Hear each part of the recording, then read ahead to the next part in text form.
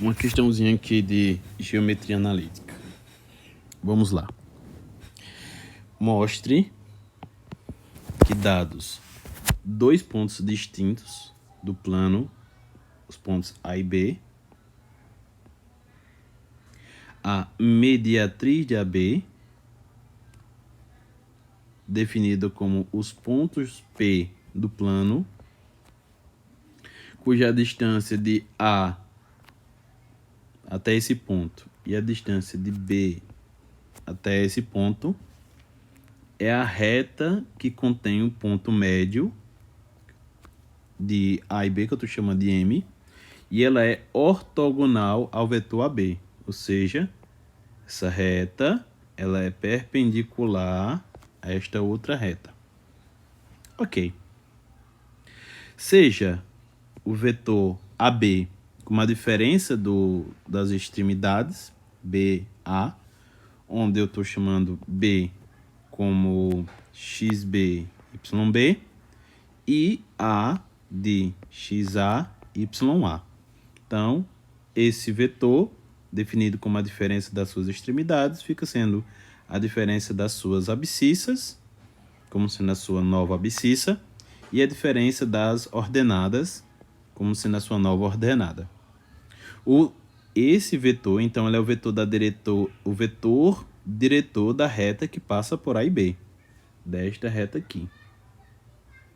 O vetor diretor significa que, à medida que eu multiplicar qualquer valor real por esse vetor, eu vou conseguir preencher completamente a reta que passa por esses dois pontos. Então, é por isso que ele é chamado de vetor diretor.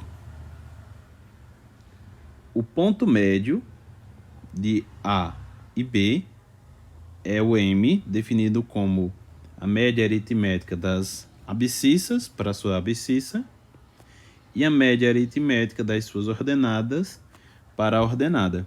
Por curiosidade, sempre que você calcula o médio, o ponto médio de uma quantidade de pontos, você está encontrando o centro de massa do sistema, ou também chamado de baricentro. Isso também é utilizado na física para você encontrar o centro de massa de um objeto. Mas aqui, de uma forma relativamente simples, você pode utilizar para encontrar o ponto médio de um segmento, conhecidas as suas extremidades. Perceba que você vai ter exatamente ponto médio como sendo a média aritmética das extremidades. Ok, então temos aqui a expressão para o ponto médio de AB. Note que, por definição, a distância de A até o ponto médio é igual à distância de B até o ponto médio, porque o ponto médio divide o segmento, certo? O segmento AB em dois segmentos de mesma medida.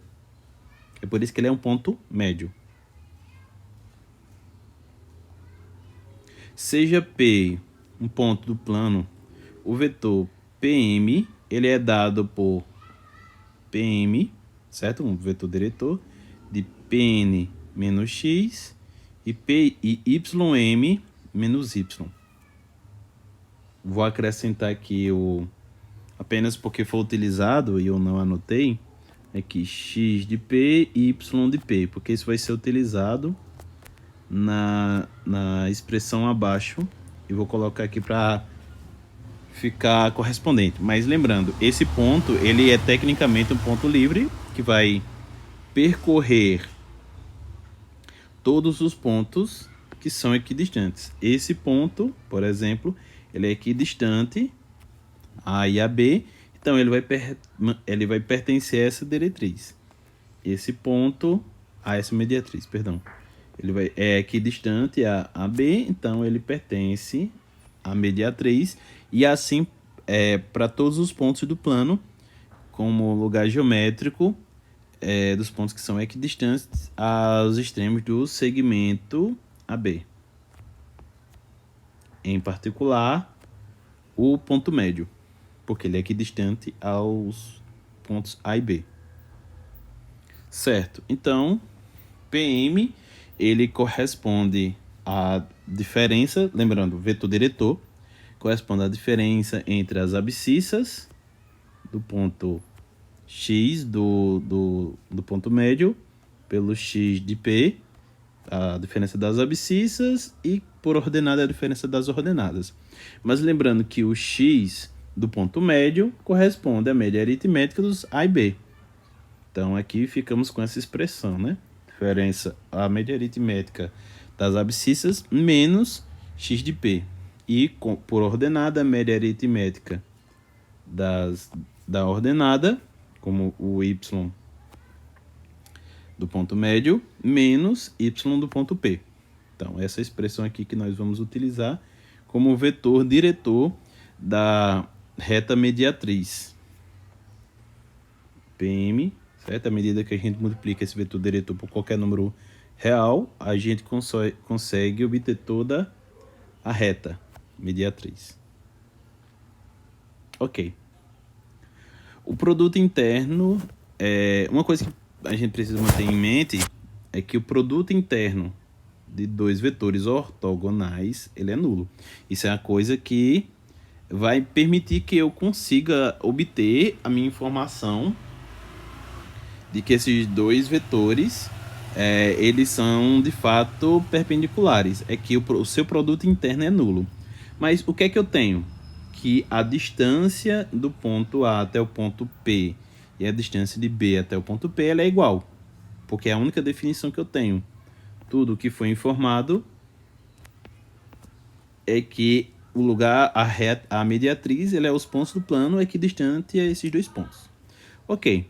Aplicando então a definição de a distância de dois pontos do plano, nós temos que a raiz quadrada de xa menos xp, na verdade seria xp menos xa, mas como está elevado ao quadrado vai dar no mesmo resultado, não vai alterar, mais ya menos yp ao quadrado. Vocês vão reconhecer que isso aqui se associa com o teorema de Pitágoras, né? Dentro de um radical. Isso aqui está correspondente à distância de AP. E essa outra expressão, a distância de B até P. Elevando ambos os lados da igualdade ao quadrado, vamos saber que o resultado permanece sendo positivo, porque está tudo ao quadrado, então eu não inseri nenhuma impossibilidade, né? Uma passagem válida. Então temos esse lado igual a esse lado, que são os argumentos das raízes do passo anterior. Ok, abrindo essas expressões, xa menos xp ao quadrado, xa quadrado menos 2xa xp mais xp ao quadrado. Ya menos yp ao quadrado é y ao quadrado menos 2ya yp mais yp ao quadrado. Aí do outro lado da igualdade. Xb menos xp ao quadrado é xb ao quadrado menos 2xb xp mais xp ao quadrado. E yb menos yp ao quadrado é yb ao quadrado menos 2yb yp mais yp ao quadrado. Percebam que eu vou obter em ambos os lados da igualdade os valores relacionados com xp e com yp com sinais iguais. Então, somando simétricos, né, eu vou poder cancelar o xp ao quadrado por xp ao quadrado, ambos com sinais positivos, e yp ao quadrado por yp ao quadrado, ambos com sinais positivos. Então, posso anular e simplificar um pouco mais a minha expressão. Trazendo, então, cada pedaço que sobrou para o seu devido lugar.